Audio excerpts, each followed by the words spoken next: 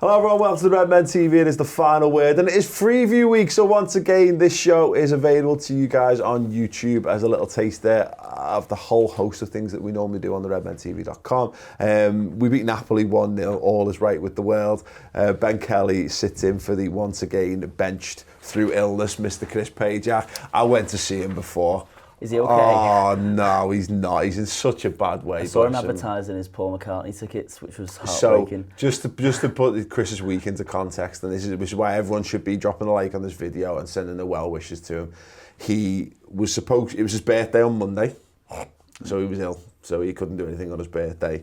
He obviously was meant to go to Napoli last night, so he missed out on us securing a famous victory and placing the Champions League, and he's meant to be at the Paul McCartney once in a lifetime, 250 quid's worth of tickets to see Paul McCartney at the Echo Arena tonight, and he can't go to do that. So yeah, please get well soon, Chris, you poor bastard.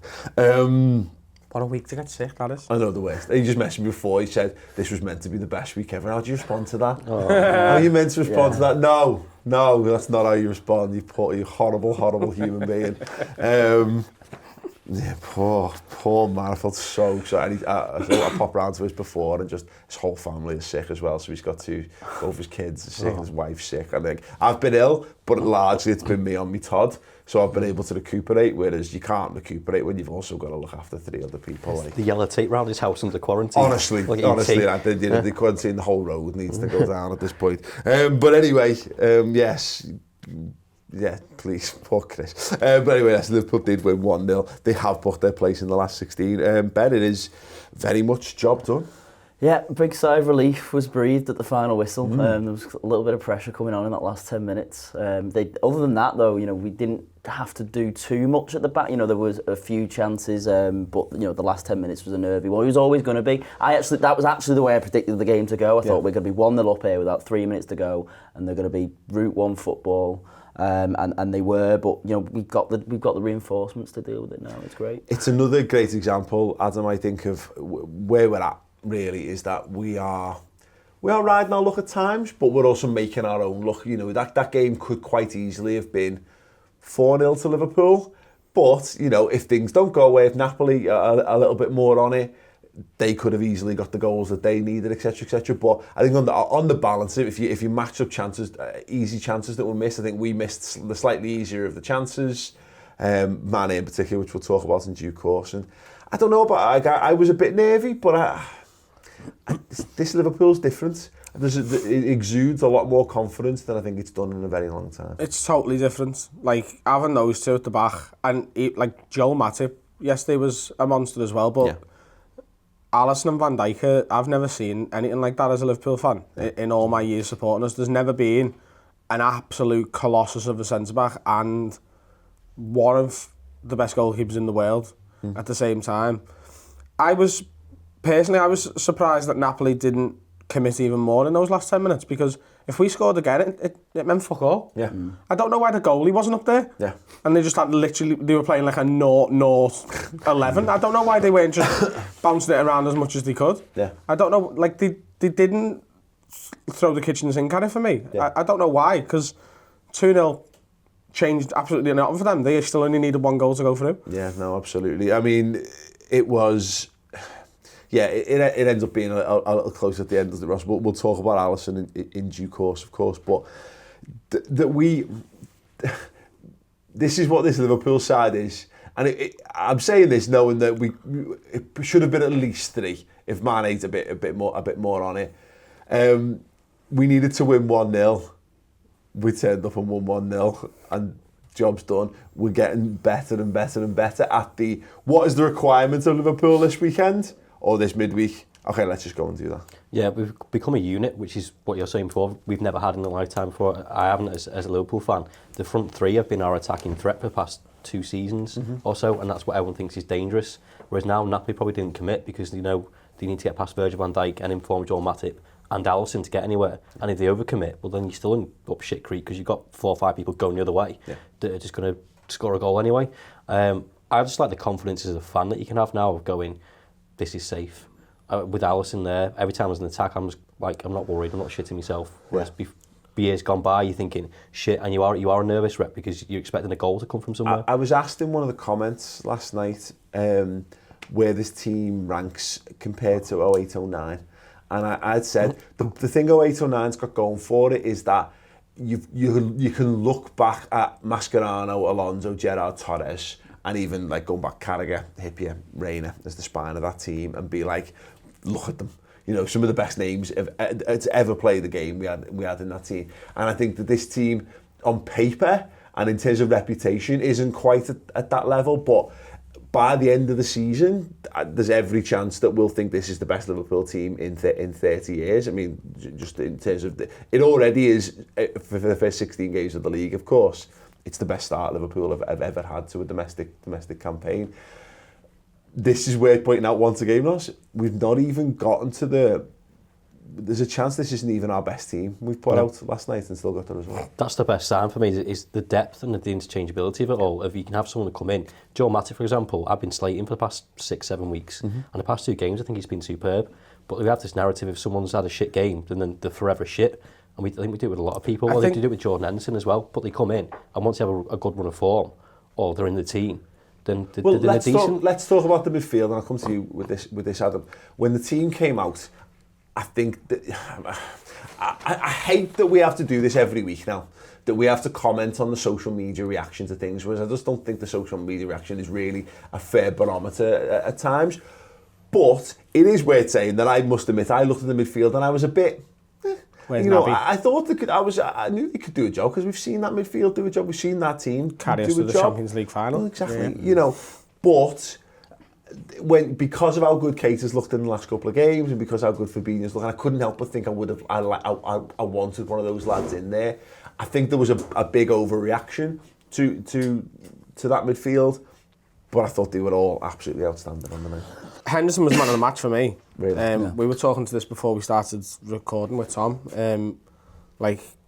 He was outrageous last night, and as you all know, I've been a critic of his massively on. Well, we did an entire thing on it 2 weeks ago, and yeah. You got a lot of praise from the people who don't like Jordan Henderson. Comments on that one because you made the against Hendo case. I do think that these performances, and to pick up on what you were saying about Joel Matip, is part of having a good squad. Is that 2 years ago, Matip knew that his competition that was Lovren and everyone else was behind them too. And it was, well, I'll try and take my chance, but if I'm out for a bit, then Lovren will, but then he'll goose it up and then I'll get to come back in. Joe Gomez has nailed down that spot now. So these two have got to come in and perform like he has in the last 2 games. And it's the same with the midfield. When Naby Keita and Fabinho are looking like, the players we thought we were buying, finally, and I'm saying finally, it's only took a couple of months, and now they look perfectly suited to the system, then Gini Wijnaldum and Henderson and Milner are like, well, we've got to up our game to stay in this team now. There's one thing you can say about those midfield three, Ben, is that nobody can... You might be able to accuse them of maybe lacking something, like that X factor. That none of them are world class, and I don't think any of them are, in the way... And it's horrible because I think we've had to redefine what world class is in the Ronaldo Messi era, of course. They're all international class, and they're all they're all fantastic footballers. They're all in the top percentile of human beings for football in the world. But they're not going to be mentioned in the same breath as the Iniestas and the Xavis and the Gerrards and stuff. These lads when they finish their careers, but no one could ever accuse them of lacking steel, of lacking drive, of lacking determination, and of lacking the ability to self-improve.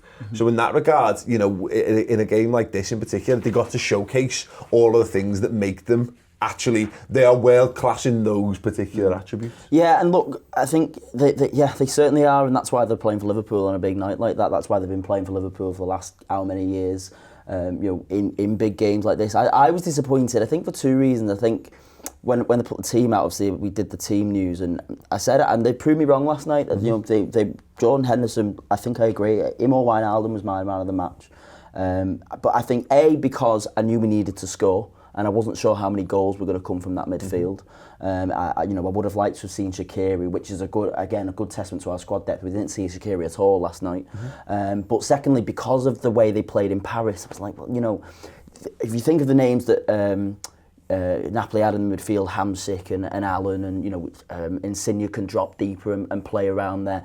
I genuinely think that they had a lot more creativity than us, and that we were going to be overrun a bit. But it was the battle and the determination that they had in them, winning the ball back. Henderson in the first half, I think Tom said before we started filming, 10 interceptions where they're just trying to counter-attack us, and he's going, no, I'm having that, and it's that is what that midfield is about, breaking everything up. It's the people. I saw a few people going, "This is the midfield that got overrun in Paris." It's the midfield that beat Paris at Anfield. You know what I mean? So it depends what narrative you're looking to follow, doesn't it? And the issue is not the personnel at times; it's the approach. And Ross, we played that like Liverpool last season. We played with gegenpressing. We put them on the back foot. We were catching them out from behind. The work rate shown from like Mo Salah, I thought was absolutely astounding. He was covering at full back again. It reminded me a bit of like the performance we put in at the Etihad in the Champions League. Some of those big performances last season when every player was clear in their tactical, role and went out there and performed beyond the maybe even the need, in terms of the work rate that they put in. It shows me no fuck all, doesn't it, really? Because I saw that midfield and thought exactly the same as you. Where's the creativity in there? Because they're all quite industrious with that steel and work rate. But that's exactly what we needed last night, because they were everywhere. But the balance was sensational. But it's not a three-man midfield, though, is it? Because Firmino drops deep, you just said Salah drops deep as well. Everyone fights for a cause and he's everywhere. Whereas like Robertson's not just a left-back, he's a winger. It's the whole team spirit that he's developed and the competition, which has got to won us the game. And the other way as well, to be fair, all three chose their moments when to support the attack as well. And Henderson, I think the game was passing him by a little bit in the first half. He looked a little bit of a spare part at times, where that's what happens sometimes, and it's good because I think he shoulders the burden. I think too much. I don't think he needs to. I think he takes his responsibilities very seriously, and I think that he does play within himself deliberately at times. But when he started to let the team do its job and he started to play to his strengths, I said it before, watch any great performance from 13-14, watch the highlights on LFC TV or whatever, Henderson is all over them because he was so important playing as a box-to-box midfielder. But look at the moments, Milner's in 1 of 4. He has that header in the first half. He's at the back stick. There's 4 guys up front for us and he's one of them. There's moments where Wijnaldum's doing it, but equally there's moments where they're both covering at full-back and Henderson's doing the same. And so that's one thing, again, that midfield has, is that it understands perfectly how to play that formation. It understands perfectly how to play that formation in that tempo in Europe in particular. So more fool us, I guess, for doubting it to some extent. I don't think Henderson's helped himself though in the fact that, like you said before, 13-14 he was superb. I don't think he's ever got that consistency back that he had there. And he's had injury problems, Ross, hasn't he? I know, but then his last game, he was terrible and got sent off against Watford. And that's everyone's last memory of him. So when his name comes on the team sheet, you're thinking, oh, for fuck's sake, it's him. But I know. But that's more foolish for falling foul of recency bias. And that's where Henderson falls foul of it more than almost any other player, I think, at times, is that people are very quick to overwrite all the good stuff that he's done for Liverpool. And it's just because he's been at the club too long, I think. Lucas had this. Weirdly, I was astounded by how positive the consensus was about Lucas when he left, and I think a lot of it was just people, a younger generation, had grown up with him or whatever, and they were able to look at him in a bit more objectively or whatever. But he never really, we had to suffer him growing as a footballer, didn't we? And that's the thing that Henderson's maybe had to some extent. He's never been the most important player in the team. He's just been a cog, hasn't he, along the way? And he's had to replace Gerrard, and everyone expected to beat Gerrard. Well, exactly. I'm going into a Gerrard-shaped hole when was an unfair comparison to make as well, I guess. I also think that when that team got announced last night, I don't think necessarily a lot of the, certainly from where I was looking, it wasn't like, oh my God, I don't want these 3 to play. Because if you look at everyone's predicted or 1s and 11s before that, it had at least 1 or 2 of those players in. Yeah. I think it was just because Naby Keita has been so good in those 2 games. Yeah. And they're like, hang on, we know Liverpool, we're going to concede tonight, so that means we need 3 goals. where's it coming from with that midfield? It's the style of play was the most important thing last night, and we decided the best way to play that game was to play the way we did, and that was the classic, was the gegenpress in Liverpool, and the best midfield we have to make that happen is that midfield with no Oxlade-Chamberlain, of course, because we clearly don't trust Fabinho in a one as the sole anchor yet. Judging by how much Jordan Henderson had to bollock Naby Keita when he came on the pitch, he was constantly at him. He was shouting at him for all kinds. He was grabbing. He was telling him where he needed to be. Naby Keita can't be trusted to do a job in that midfield yet. Xherdan Shaqiri's not trusted to do a job in that midfield yet. So it made perfect sense. It's just that I think, you know, we look at those Napoli results. Sorry, the Napoli results away from home. We were just tired. Our style of play was wrong. We got that wrong, completely wrong. Whereas this was like we had to go back to the tried and tested, Ben, and the tried and tested worked, and it worked brilliantly. Yeah, and you know what? I think Napoli played into our hands a little bit. I commented, I was sat with my dad, and we noticed early on the first 20 minutes they actually came out a bit. The game was quite end to end, and I think they came out with the mentality of if we get a goal here, we're through. Yeah. And that by doing that allowed us to be a bit more about, you know, the games last season that we excelled in were the games where teams came out and had a go with us. And we would have been at the underdog to some extent. So by coming out and having a go like they did, that allowed us to do the pressing. Really, and you know, there was it must have been the first half where they were hunting in packs. There was a moment on the right hand side where Salah, Wijnaldum, Milner, they were all at him, and we won a throw in from it. And there was a massive cheer from the crowd, and that is exactly what we are allowed to do when teams come out. And look, that they kind of felt that they had to do that because if they thought, well, if we sit deep, you know, it's rare they're going to stop us from scoring at all. So they must have been thinking, well, if we sit deep, we will concede, and then we're chasing the game. So I think that's the sort of mentality of, well, if we go out and score early, we're going to leave them with a mountain to climb. Yeah. But it kind of played into our hands a bit in the end. Yeah, absolutely. Well, let's talk about the Van Dijk challenge. I have to admit, I mean, and judging by it was on Dries Mertens, am I right? Yeah. The response and the boos he was getting off the crowd, everyone thought he was play acting. It looked like a wonderful tackle from Van Dijk from the cop. I couldn't see any physical, you know, it looked like he was tough. Yeah. It looked like he had gone in on him, but I never for a second thought it was anything other than play acting. I've watched it back since. Good tackle. It's a perfectly good tackle. Good ball. But it's not. It doesn't make good viewing when you look at the connection on his leg. Slow motion always makes it look worse, Paul. It's fine. Yeah, and I think the fact that his foot is his ankle makes it look... That 80-degree angle is not great. But is it a bookie if he wins the ball? Because he makes a good tackle first, doesn't he? Yeah, I think the fact that he studs up and his foot's off the ground. I think yeah. I'm not, look, at the time I was raging, I thought, and it fed into the narrative that the referee was awful, and we'll talk about that in a second, and he was. But, and look, he does win the ball, so it is a good tackle, but... It serves him right for his comments before the game anyway. Yeah, it's right. A perfect tackle. Yeah. Perfect. Not a foul, not a booking. If that's on Pro Evo, you're going, that's not a free kick. Yeah. Win the ball, he plays the ball. Yeah, I can understand how he's given, how the referee... I thought booking was arse. Maybe honestly, a free kick, but given that he gets the ball first, I mean, you've got to look at the... I think the referee was influenced by the way Mertens reacts to it, because I think I'm right in. I think he's letting it go, and then he goes, "Rah!" and he starts screaming and rolling around. And again, with the benefits of replay, seeing how his leg bends, I can understand how it might have hurt a little bit. Virgil van Dijk is huge, by the way. There was something so wonderfully graceful about seeing that in slow motion now, how Virgil wins the ball, ends the man, and actually gets up to his feet in one motion. It's just, it's art. It was pure footballing art.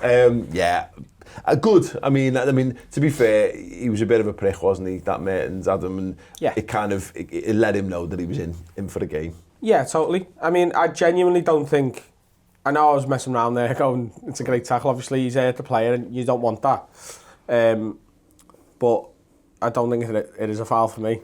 I don't think it's a yellow card. And, you know, Mertens, for all his chat before the game, when are they going to learn? Yeah. Don't. Just shut up. Yeah, just shut up, you divvy. Don't and that goes for Lovren as well. Yeah, absolutely.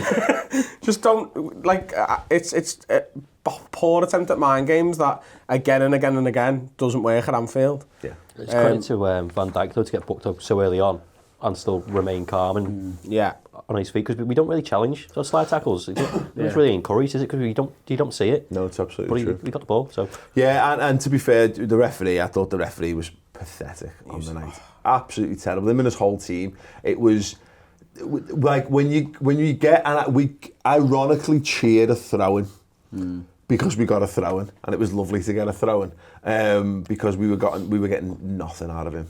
He wasn't even. He was shit, but he wasn't even consistently shit. We were getting nothing. Yeah. They were getting all the cheap fouls, and we were getting nothing. And it just felt, if you were going to be that bad, if you were going to be that soft and give everything, it felt as if we were getting nothing on that side. The amount of times that our players contested for 50-50 for headers and gave a foul away. And got given a foul. Like, Milner going, like, what are you on about, lad? What are you on? What am I meant to do? Are we just going to stand here and let it drop and get on with it from there? We're going to bounce ball or something? There was one in the second half. The worst one for me was when Ospina jumped on his own player's back. No, with Mane. Ospina jumps over his own player. Mane's like just looking around like, who's jumping here? And he gave a free kick in their penalty box, and I was like, what's that for? Mane's looking at him like, what are you talking about? Like, he didn't even touch me. The amount of incredulous looks, Ben, from our players to the referee shows everything you need to know. Yeah. I mean, look, we're not.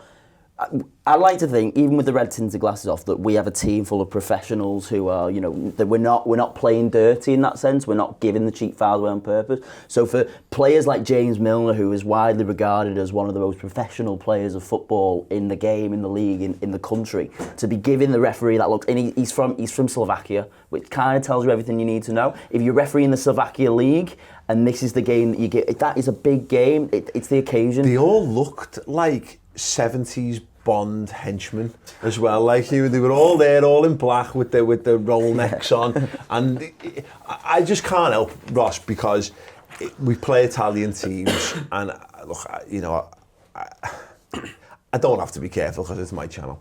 I can't help but worry about officials whenever you play Italian teams, because they've got. It would make it worse if they had a perception of match fixing beforehand, wouldn't it? That would yeah, if the Italian football had no history of tampering with football matches and officials and all that stuff, then I wouldn't give it a second thought. But the amount of times, and Liverpool have come up against it, cheating from when it comes to Italian teams, I was sceptical massively. But in fairness, it was probably just because he was dog shit, and him and his whole team were offside, mad offside decisions. The Van Dijk volley wasn't offside. Kicks. And it was given as offside. Yeah. Like was it? Yeah. It was given as offside. There was one that was given as offside, where Trent ran in, but he didn't contest it. He stopped because he knew he was offside. And they give it, and it's just, again, the amount, like, Trent ran away, and like, I thought he'd spat at the linesman. He went like, he'd give him this like, but like to shout at him, like it was. It's just bizarre because the amount of times that it happened. If you're going to be shit, just do it less often. But it felt like there was a point I was thinking, I don't want this to be a story. I don't want this to be the story about, because it felt like the officials were conspiring against us. It felt like we were having to work extra hard to be. If Napoli scored, you're talking about it a lot more than you do. Exactly. But instead, we're talking about brilliant Mo Salah, Adam. Yes. I mean, Ospina is terrible for it, but I mean, watching it, it's one of those goals that looks worse in slow motion, but in normal time, you watch him go through, drop his man, Torres style, glide into the box and slot it. Just amazing. Forget Torres, lad. Yeah. Salah style. Yeah. You know what I mean?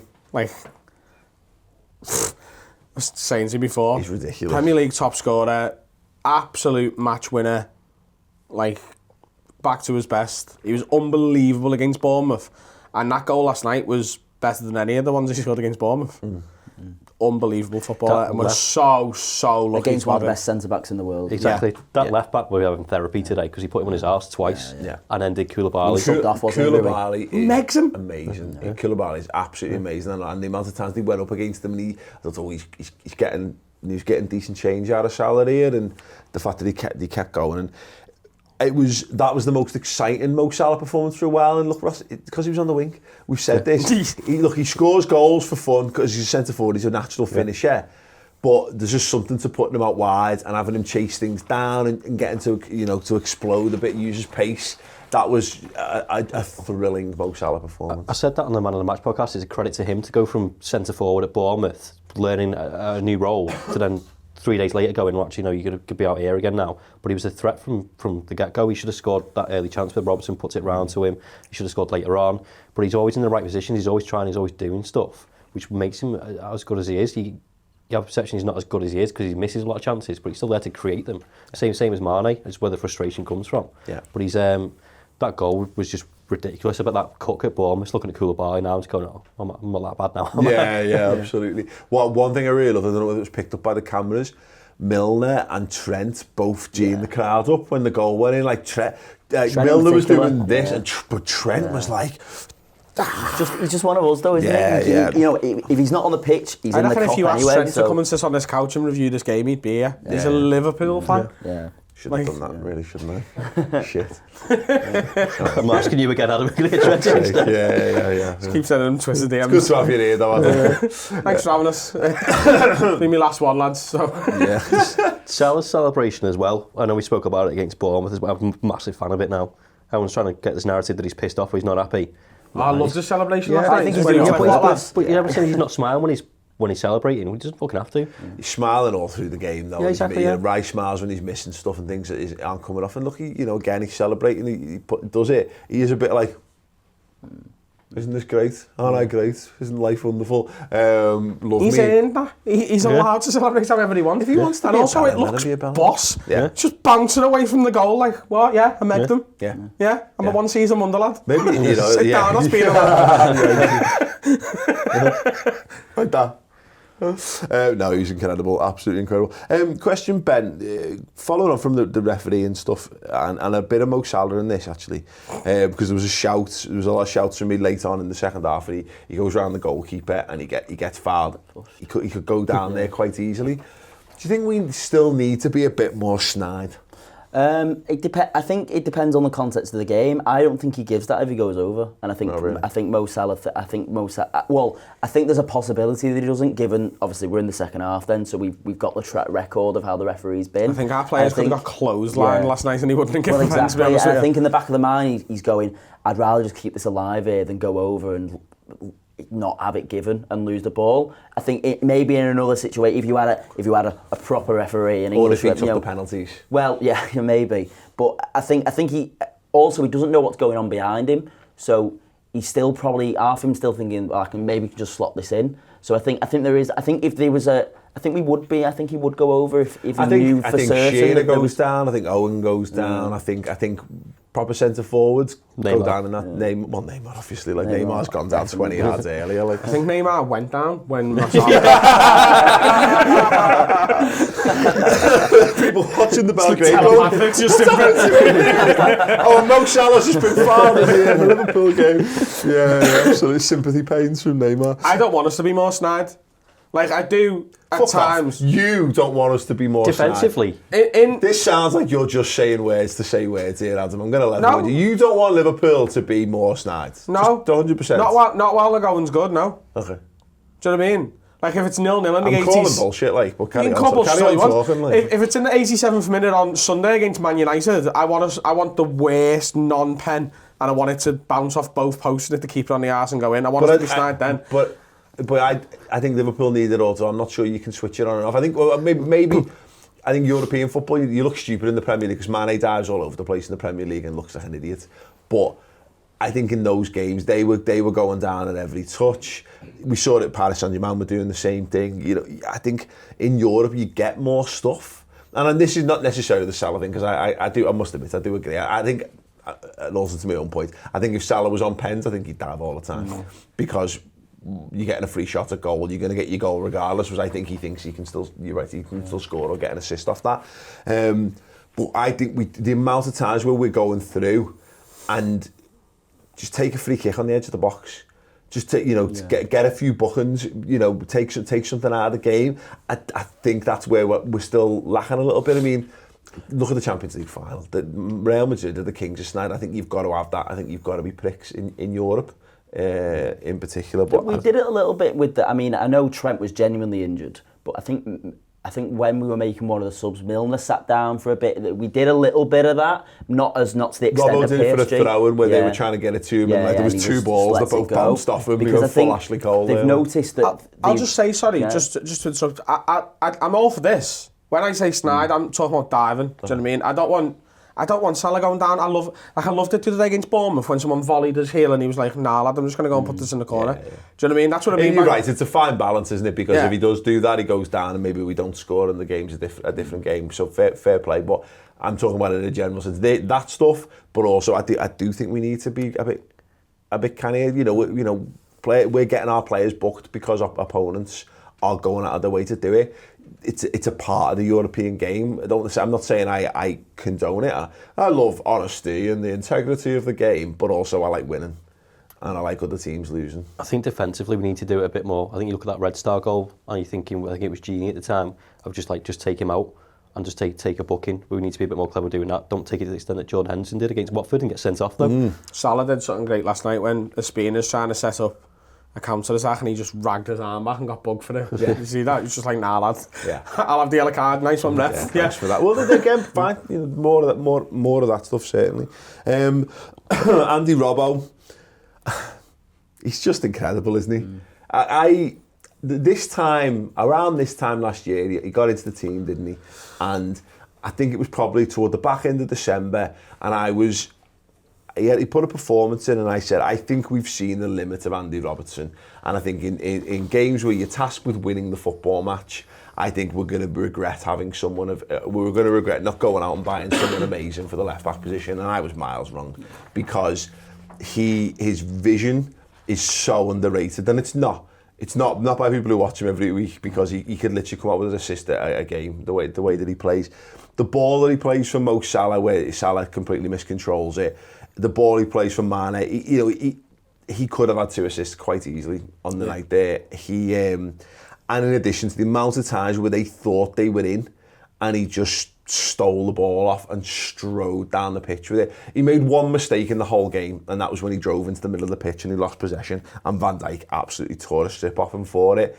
Other than that, Adam, it was the perfect left-back performance. It was. He cost £8 million.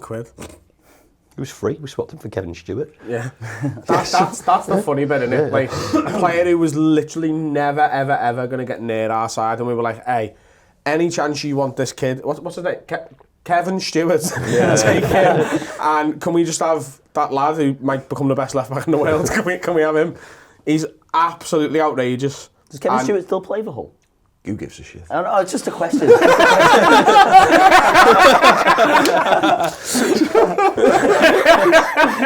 You're right. Honestly, could care that less. was funny as fuck. I like Kev Stewart, that's easy to love. Do you know what I love about Andy Robertson? The fact that he's Scottish. Yeah. And with Liverpool's history with Scottish players, the fact we've got another Scottish lad, he's made up to be at that club. Do you know what I mean? Like, if you look at what's happened over the last sort of 10 years and whatever with Suarez and Coutinho, and they've come to the club and they've like clearly at all times, even though when they're coming out in the newspapers going, oh, I love being here and whatever, the back of their heads they're like, one day I'll get to that Barca team, one day I'll get to that Madrid team. He's not thinking that. He's, Jesus Christ, I'm at fucking Liverpool. And do you know what? I also think Van Dijk's like that. Yeah. I don't think Van Dijk's got an eye on anywhere. I think Van Dijk wants a statue outside that ground in 15 years' time.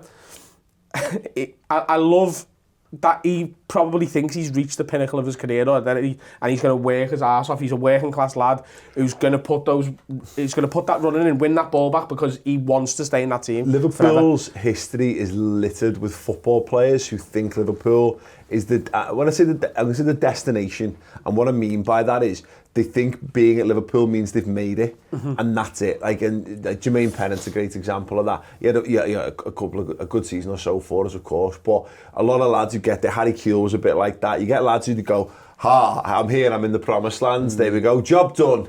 The rest will take care of itself. Andy Robertson has come to this football club and he's better. He's getting better. He gets better every single week. This lad is just...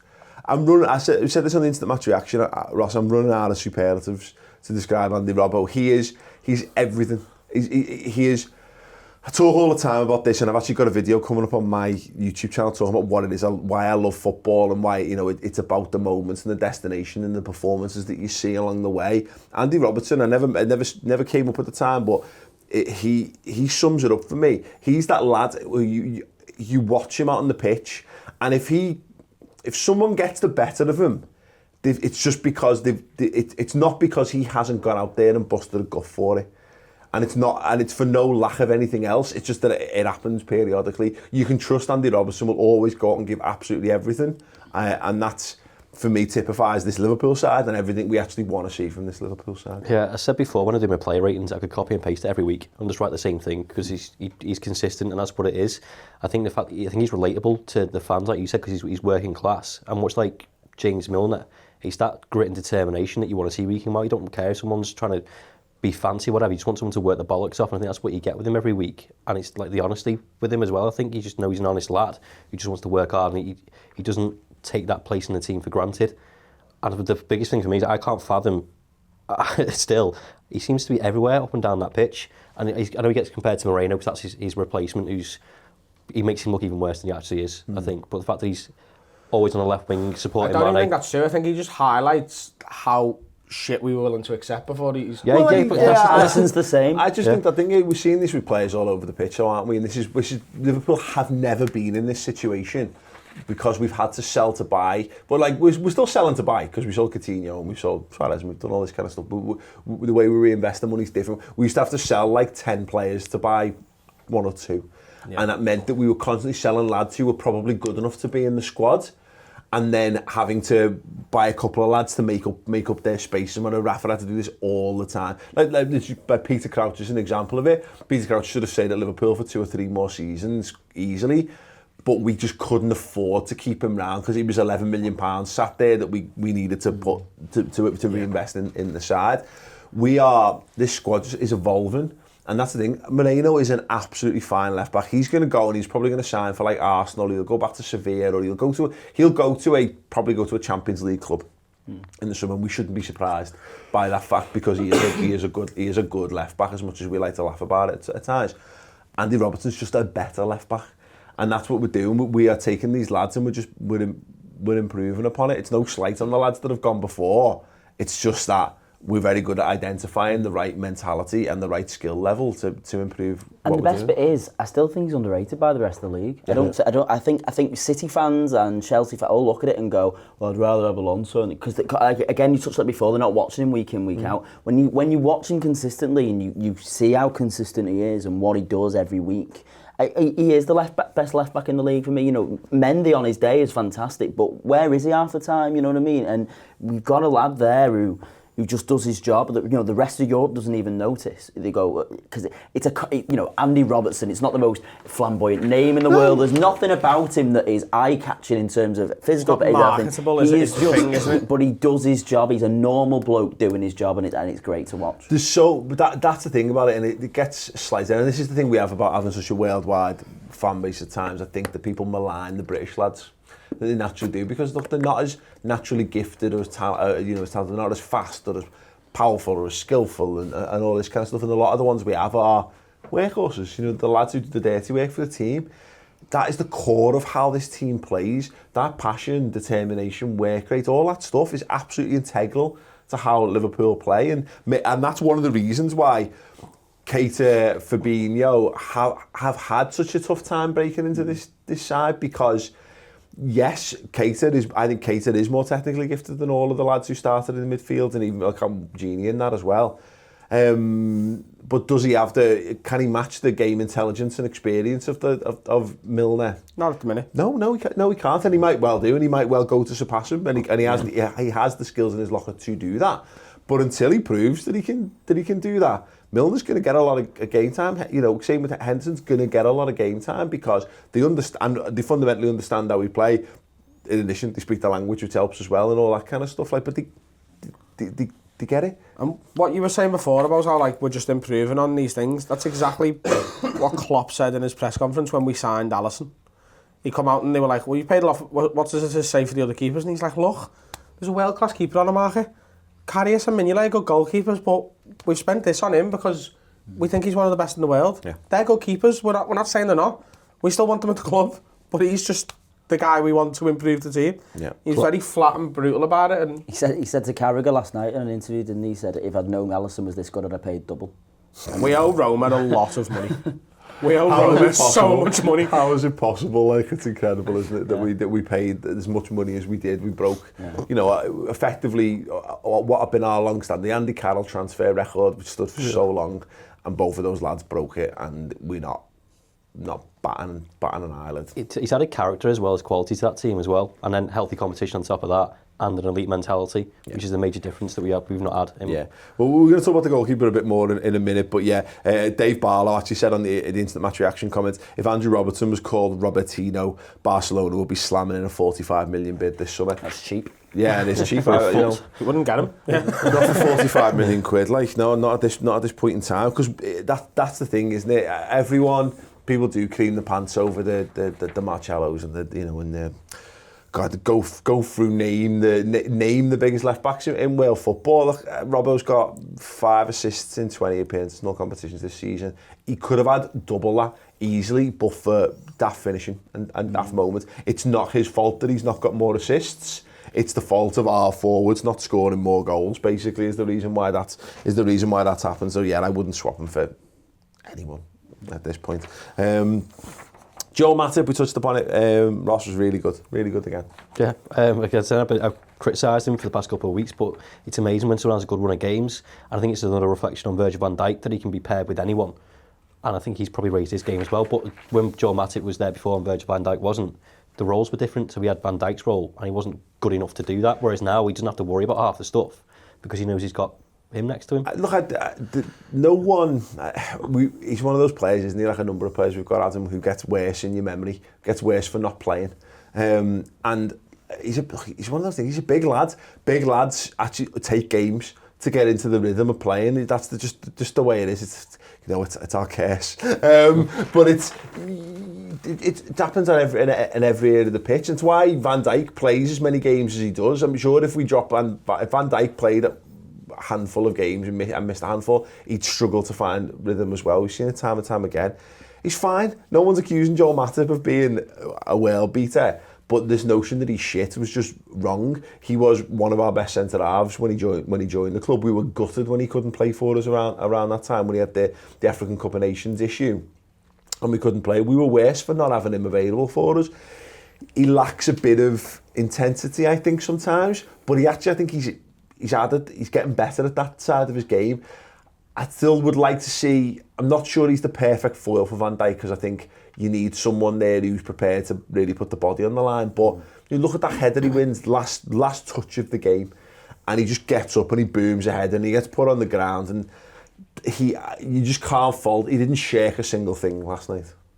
He didn't, and he has been really, really good. And it just goes back to what we're saying earlier. Don't get me wrong, I think, as soon as Gomez comes back, it's his spot. Gomez has made that his own. But Matip has put, over those 2 games, a big shout in the hat to go, I'm number 3. Mm-hmm. And Lovren has been fine as well. But what an option to have. We've now got... The thing is, 18 months ago, even a year ago, it's not even January yet, a year ago, the 2 lads we're talking about there, Lovren and Matip, were our first choice. They are the centre-back pairing. And now, it's like, do you know what? You're both sound lads, but we've improved on you. And you're the backup now. What a great backup to have. Yeah, that's it. We've had some teared centre halves, and this is just another example. Ben of us just improving the squad and growing beyond players, but it doesn't mean they're terrible. We keep saying these guys are made to look awful, I think, when we make like 5 or 6 changes to the team. Yeah. And we hang a lot of these lads who are out of rhythm and out of match sharpness, and we hang them out to dry a little bit by expecting them to come in and be as good as the first 11.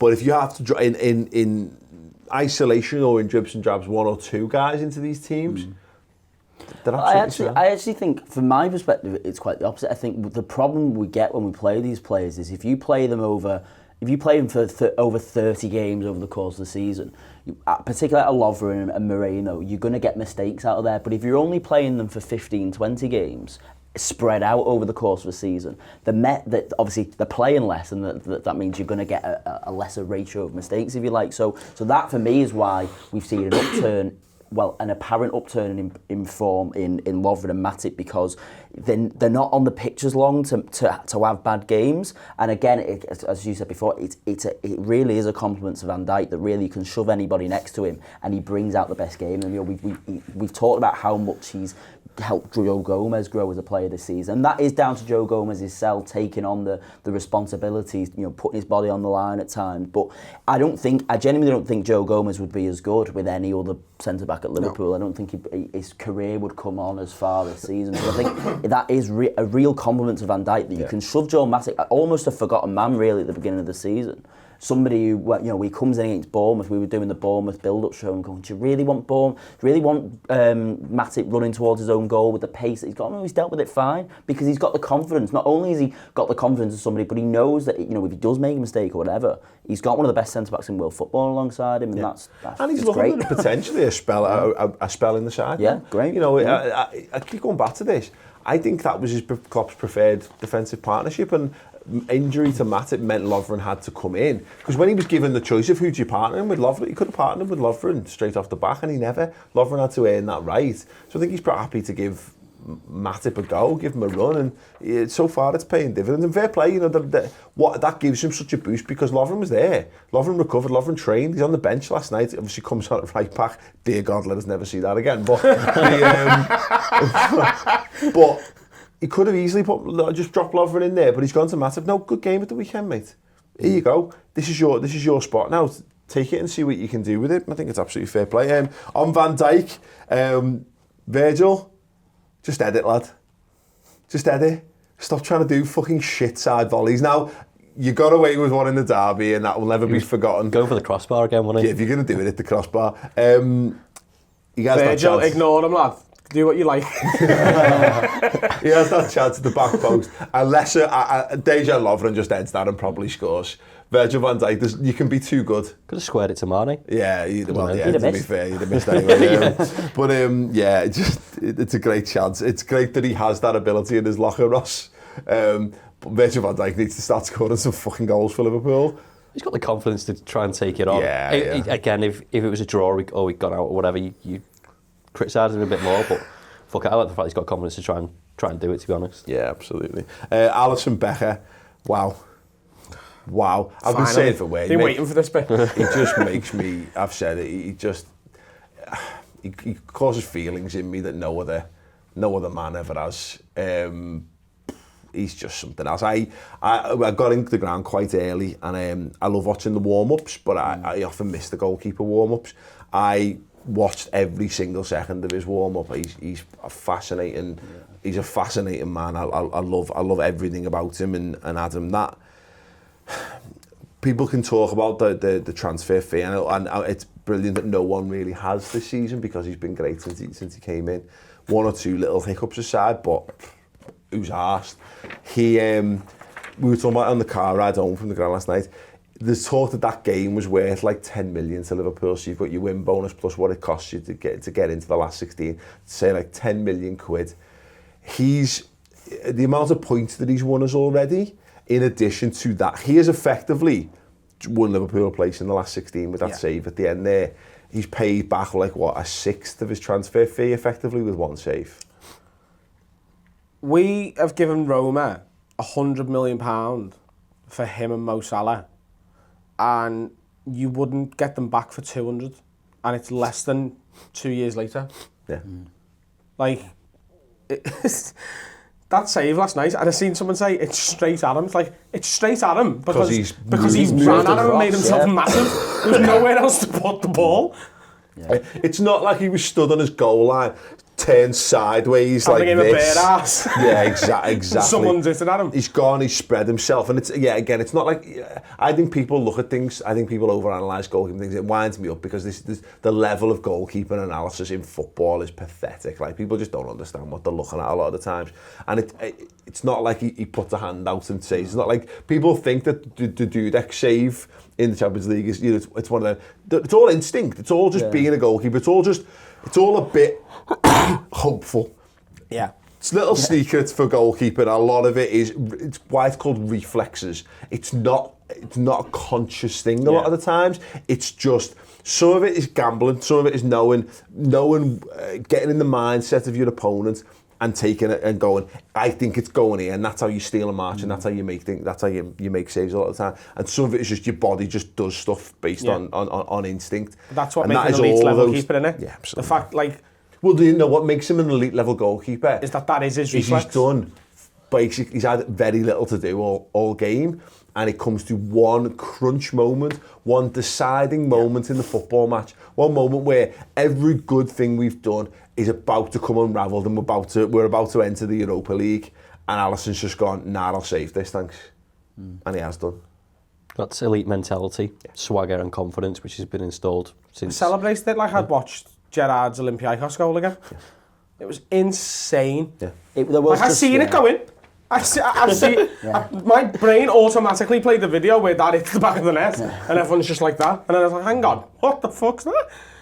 In the depths of stoppage time, that's what you pay money for. And there was just this collective in the ground. When he goes through, we go, oh no, it's happening again. And then he saves it, and it goes up, and it goes away, and you're like, oh, you just saved that. I tell you, you just saved that. Did he get a hand on it as well? I think it kind of hits here, doesn't it? I thought it's there, and then it's going in, and he does this as well. Yeah, but it's got, for me, saves are best appreciated in real time.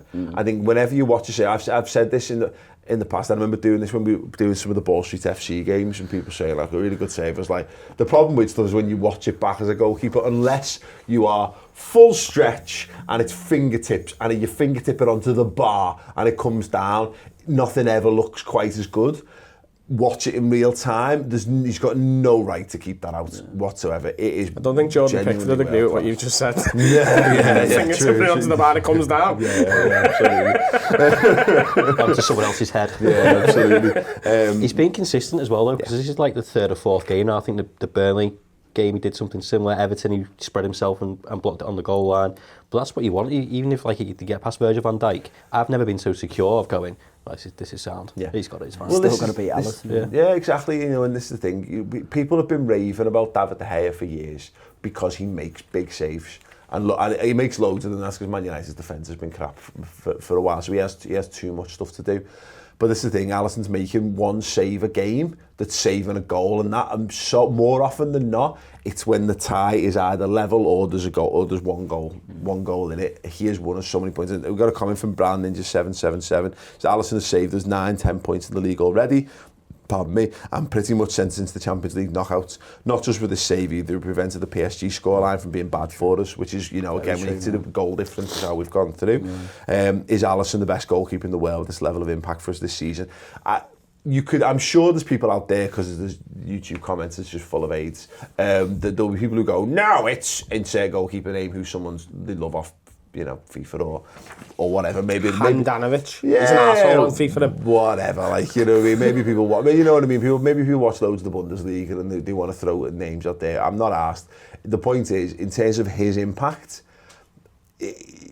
there'll be no one better, is what I'm saying. There might be goalkeepers who've had just as much impact, or maybe fractionally more, but I can only contend that you'd be splitting hairs to say there's a goalkeeper who's been better for his football club this season than Alisson. There was, I saw this morning an Opta stat on, you know, they do the XG and all that as well. So the average goalkeeper this season would have conceded 9 more goals in all competitions than Alisson this season. I'd be really curious to see if there were any goalkeepers anywhere who would have saved more, essentially. You know they do the XG in terms of the quality of the chance you're expected to score from this position, XYZ. The average goalkeeper would have conceded 9 more goals. So for me, and then I don't know how that correlates to points. It didn't go into that detail. I mean, this guy's saying 9 to 10 points. I don't know if that's just off his own back or if he knows that, you know, more in detail. But for me, De Gea's definitely not made that contribution. De Gea's not having a good season, is he? He's not. He's a world-class goalkeeper, but he's not. He didn't have a good World Cup. He's been the best in the world for 4 or 5 years, but like he's not having his best season. Yeah. No. And this is coming from a place of sort of an inferiority complex as a Liverpool fan because of what we've been through with transfers over the past few years. I tell you what's a massive sort of sigh of relief for me when it comes to this goalkeeper is every other club in world football has got a goalkeeper that they're very happy with.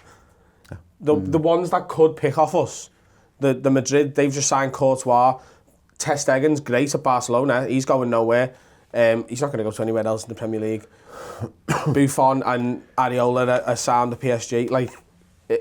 We're probably going to have him for a very long time. It's not a disservice to Alisson, but he probably looks even better because of the shit that's gone before him. Yeah, no, but it goes both ways, doesn't it, Ross? Because it's a double-edged sword. He was being ironically applauded when we signed him. But, remember the Dublin game? And it was going, "Way!" when he was catching stuff. He had to come into that environment where... He got applauded at the Roma game at Anfield as well. He resigned. Yeah, but what I mean is, everyone was, because of the carrier stuff, he came in a world where he was double scrutinised because of how bad our goalkeeping situation had been. Yeah. So as much as it gave him room to manoeuvre, because he was only going to be better than what we'd had, any mistakes, he was going to be, every touch was going to be hyper analysed, and he's borne it on his broad shoulders phenomenally well. So far. That mistake he made against Leicester, we don't talk, you forgot about it, haven't you? Yeah. But he'd forgotten about it seconds later, so it didn't affect the rest of his game. That can ruin a keeper's confidence for months. Of course we team a goal there, but we won that game. Well, look, he's had moments, and he's not perfect. And I've been saying this for Yonks. There is no such thing as a perfect goalkeeper. It's not possible, particularly if you're a goalkeeper who has to play the ball out as well. Now, we're lucky his distribution is Gave one away last night towards the end of the first half. He did one against Bournemouth as well. He played us into trouble as well. Yeah. They won against Burnley, where he played us into trouble. It happens. Well, no, but this is the thing. It happens. Goalkeepers will make mistakes because you're at the business end of the pitch. You're on a knife edge. They are the fine margins in the role that you play. It's just that he puts credit in his bank because he's making important saves and because he's so good at football and he's so confident and his distribution is world class as well. The amount of stuff that he just sorts out, he's absolutely unreal. More Alisson in our lives, please. Right, we're going to talk we've got a few more things to go through, but I want to make everyone aware of the fact that, as I've said, this is Freeview Week, which is a week we do periodically where we put the stuff that we normally put behind the paywall on the redmentv.com. We put it out there so that people who've maybe sat on the fence or just wondering what the hell it is we do, and we keep saying, go over to the website and do this. We put it out here for you to all to look at and get a taste of. It's Christmas. We did this last year. We have got the Redmen TV Christmas hamper giveaway coming up. We get so much stuff that comes our way, so many cool things, bits and pieces of toys and games and merchandise and all these cool things. We put together a massive hamper. It's a competition that is open to subscribers to the redmentv.com. So if you go to the redmentv.com and sign up, you are in with a chance of winning this absolutely phenomenal hamper. It's that time of year again for all our wonderful subscribers on the redmentv.com. It is the Christmas hamper competition, chock full of Redmen TV Christmas sweatshirt, scarves, a Pro Evolution soccer game, a Kevin Keegan book, signed print, and a whole hell of a lot more. All you've got to do to be in with a chance of winning that is sign up to the redmentv.com. It's available to new and existing subscribers alike, and in addition to that, of course, you get amazing content the whole year through.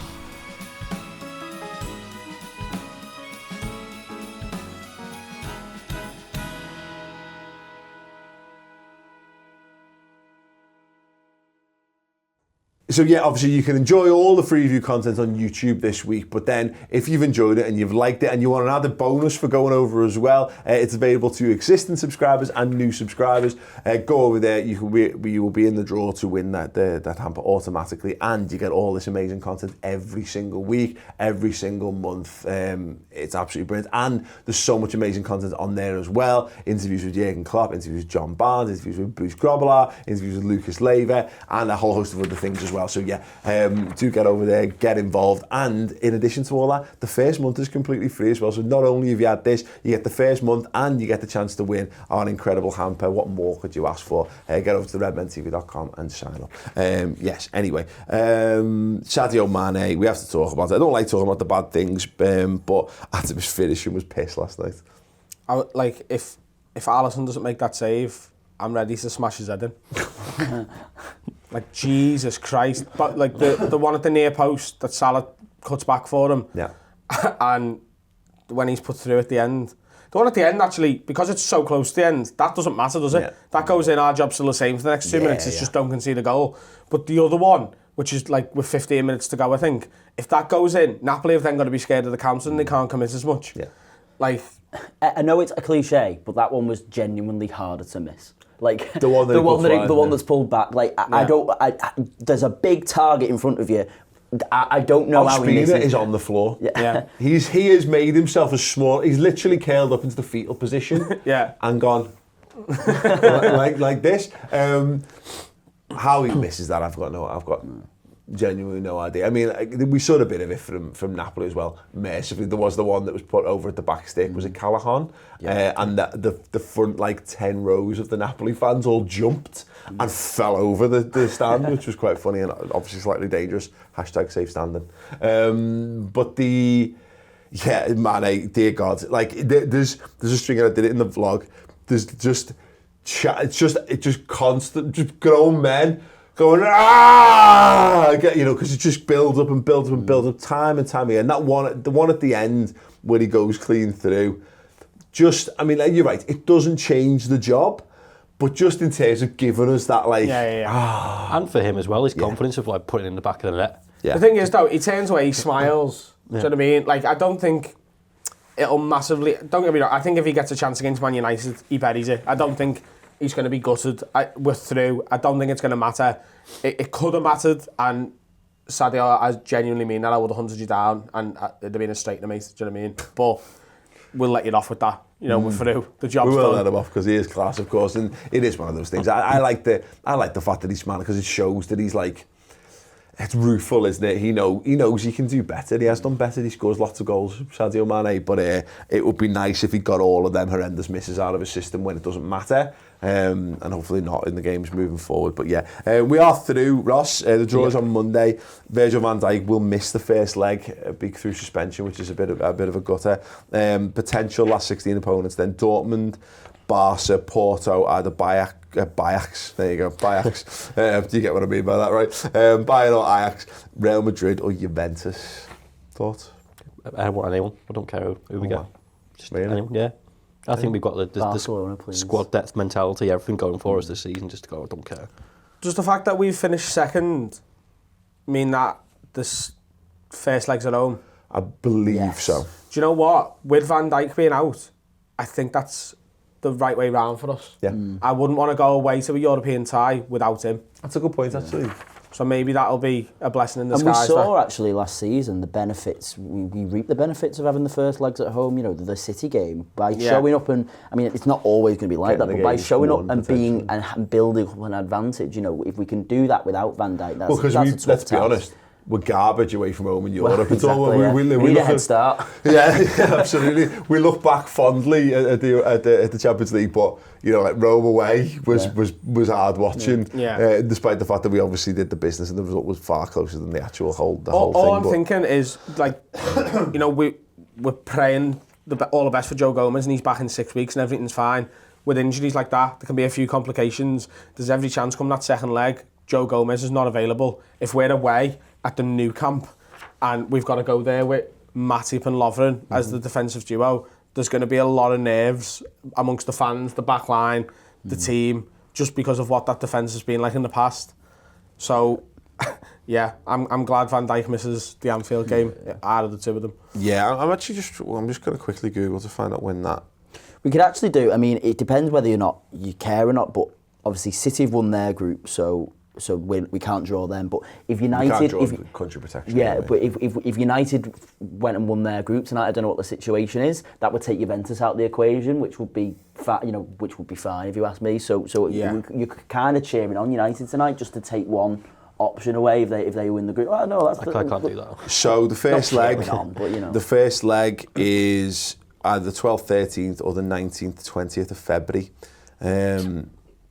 Of around the 16, and the second leg is either the first week in March or the second week in March. So Gomez, you'd like to think should be back. We should be fine. But obviously there are some permutations in this. I'm going to level with you. I don't fear anyone. I once you're in the knockout, don't fear anyone, but you want Porto. Yeah, but exactly. I think that. That's the thing. The thing for me is this.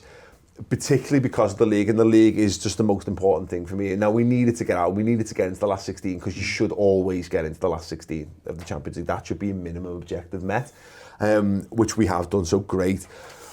I am not, if provided we're able to put a good run in, a good fist of it, I don't mind, if we get a really good team and we get knocked out by a really good team and we've put in a good shift, then you can go fair play, of course. But I think Porto. So I'd like us to go far, and I'd like us to have an easier draw on the hope that Spurs get someone hard and City get someone hard, and that might just lead to a little bit of fixture pile up. You know what I mean? It might make it difficult for them. That's a sneaky hope of mine, anyway. If you had to take one of them out, who we couldn't have in the next round, who would you take out? Who would you say we don't want them? Barcelona. Barca. Yeah, Barca. See, for me, it'd be I Juventus. want Barca. Barca? I want to play, but I want to see Messi play at Anfield. I mean, maybe it's just the romantic side of me, but he's on fire at the minute, isn't he? Oh no, he is. But I want a big game. If we get Barca, I hope Messi's injured when they come to Anfield. I don't want to see him playing Anfield. I take Real Madrid out. I want to play Real Madrid. I want to get that done. I want to get it done as soon as possible. Because I don't think they obviously are what they were anymore. They're going through a bit of a struggle, aren't they? I just like the idea of, I don't want them in the semis, I don't want them in a final.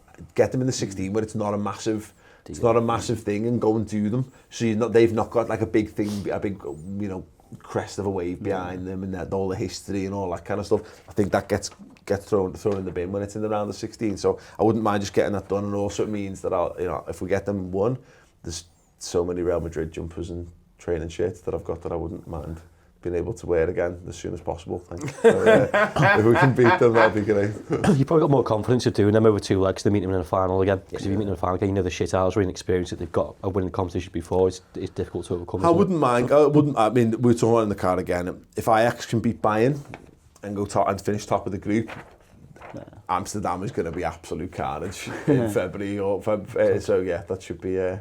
Or in March, it should be very, very Probably a load of Scousers already going to be there. Yeah, honestly, there's going to be lads now. watching that game tonight who are with EasyJet open. And the second that it looks like Ajax are sorted, they'll be getting that book just in case. Yeah, brilliant. So let us know your thoughts then in the comments, who you think that you would like, who would you like to see Liverpool go in the last 16? And does the Virgil van Dijk thing have an impact on that thinking at all? And as I say, yeah, it is free view week. I hope you're enjoying everything there. The Man of the Match podcast is out for you to check and see what the lads do with that. Chris has been ill this week. He normally does stats and tactics, so we've got a stats and tactics that he's done previously, which should still hold up. He does some amazing work. It's about Alisson as well. It's about Alisson, so if you want to get a bit more depth and detailed analysis on how amazing Alisson is, and why wouldn't you, do check out that show. And as I say, if you do it and you appreciate it and you like the extra content, you think, oh yeah, this is for me, then go and sign up. If you've always wondered why we ask and why we ask for it, just think of it and you want to support the channel, because the people who subscribe to the website make all the free stuff on YouTube possible ultimately. So yeah, they're the people who back us, who support us. If you want to become one of those supporters, then do that as well. It's free for the first month, then it's just £5 a month thereafter. So yeah, get involved. Some amazing content coming up over Christmas and beyond, and of course the Reds are fucking mustard.